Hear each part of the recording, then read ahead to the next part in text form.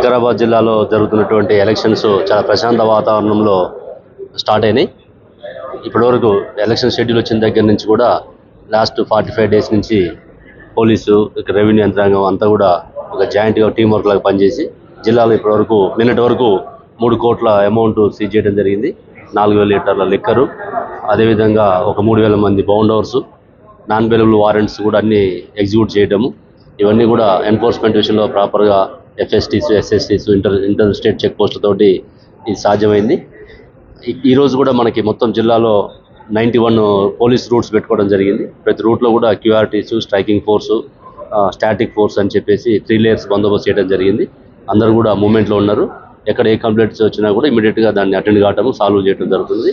ఎవరన్నా ఇంకా model code violation చేస్తే తప్పకుండా వాళ్ళ మీద కేసులు ఉంటాయి, వాళ్ళ మీద కఠిన చర్యలు ఉంటాయని చెప్పి తెలియజేస్తుంది.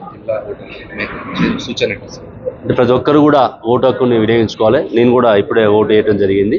ప్రతి ఒక్కరు కూడా ఇది ప్రజాస్వామ్యంలో ఓటు అనేది చాలా విలువైంది కాబట్టి కలెక్టర్ గారు ఎన్నో రోజుల నుంచి ఇక్కడ స్వీప్ యాక్టివిటీలో భాగంగా అందరికీ అవేర్నెస్ కూడా క్రియేట్ చేయడం జరిగింది. ప్రతి ఒక్కరు ఓటు హక్కుని వినియోగించుకొని మన జిల్లాలో ఓటింగ్ పర్సంటేజ్ పెంచాలని చెప్పేసి మా విజ్ఞప్తి.